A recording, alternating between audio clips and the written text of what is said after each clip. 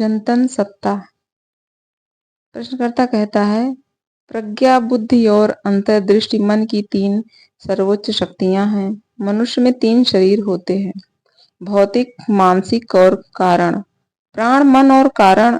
भौतिक शरीर अस्तित्व भाव को अभिव्यक्त करता है।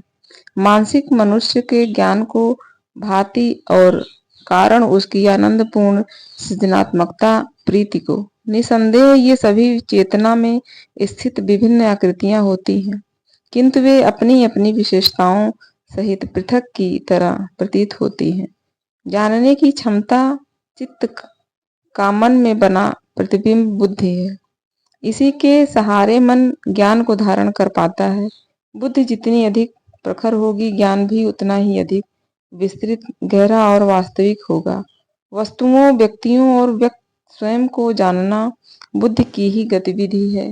इनमें से अंतिम बात सर्वाधिक महत्वपूर्ण है और शेष दोनों उसके अंतर्गत। अपने आप का और संसार का दोष युक्त ज्ञान मिथ्या धारणाओं और कामनाओं का कारण बनता है, जो पुनः बंधन में ही ले जाता है। भ्रम के बंधन से मुक्त होने के लिए अपने आप की सम्यक समझ आवश्यक है।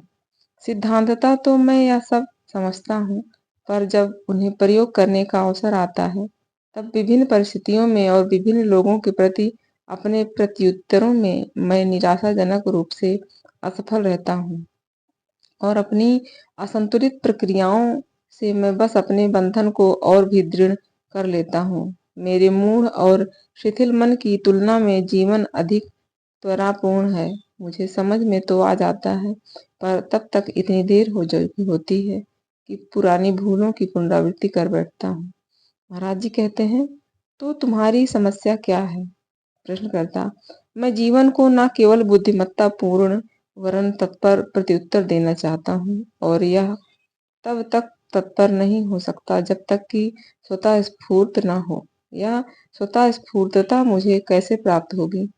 महाराज जी कहते हैं, दर्पण सूर्य की को अपनी ओर आकर्षित करने के लिए कुछ नहीं कर सकता। वह बस चमकदार और स्वच्छ घर बना रह सकता है। जैसे ही मन योग्य होता है, सूर्य इसमें चमकने लगता है। प्रश्नकर्ता कहता है, प्रकाश आत्मा का होता है या मन का? महाराज जी कहते हैं, दोनों बातें हैं। यह स्वयं तो कारण रहित और परिवर्तन शून्य है, पर मन की गति और परिवर्तनों के कारण यह सतत रंग युक्त प्रतीत होता है। यह एक प्रकार से चलचित्र के उदाहरण के समान है। फिल्म का अपना कोई प्रकाश नहीं होता, फिर फिल्म प्रकाश को रंग भी प्रदान करती है और उसके रास्ते में बाधा की तरह गतिमान रहते हुए उसके गतिमान होने की प्रतीति उत्पन्न करती है। प्रश्नकर्ता कहता है, क्या इस समय आप परम पूर्ण अवस्था में स्थित हैं? महाराज जी कहते हैं, परम पूर्णता मन की वह अवस्था है जब वह शुद्ध हो जाता है। मैं मन से पार हूँ। इसकी शुद्ध या अशुद्ध दशा से मुझ पर अंतर नहीं आता। चैतन्य मेरा स्वभाव है और मूलतः तो मैं अस्तित्व या नास्ति से परे हूँ। प्रश्नकर्ता कहता है, क्या ध्यान मुझे अपनी अवस्था तक लाने में सहायता करेगा? महाराज जी कहते हैं, ध्यान तुम्हारे बंधनों का पता लगाने, उन्हें शिथिल करने और खोलने में तथा इस प्रकार बाधाओं को हटाने में तुम्हारी सहायता करेगा। जब तुम इसके पश्चात किसी भी वस्तु में और अधिक लिप्त न होगे, तो तुमने तुम्हारे हिस्से का कार्य पूर्ण कर लिया, शेष कार्य तुम्हारे लिए हो जाएगा। प्रश्नकर्ता कहता है, किसके द्वारा? महाराज जी कहते हैं, उसी शक्ति द्वारा जिसने तुम्हें यहाँ तक पहुँचाया था, जिसने तुम्हारे हृदय में सत्य की इच्छा को जगाया और इसे खोजने के लिए तुम्हारे मन को प्रोत्साहित किया। यह वही शक्ति है जो तुम्हें जीवित रखती है। इसे तुम जीवन अथवा सर्वोच्च सत्ता कह सकते हो। प्रश्नकर्ता कहता है, समय आने पर यही शक्ति मेरा जीवन भर भी लेती है। महाराज जी कहते हैं, क्या तुम्हारे जन्म के समय तुम विद्यमान नहीं थे, और क्या अपनी मृत्यु के समय तुम विद्यमान न रहोगे? उसका पता लगाओ जो सदैव विद्यमान होता है, जो चिरंतन सत्ता है, और तब स्वतः स्फूर्ति और परिपूर्ण उत्तर देने की समस्या हल हो जाएगी।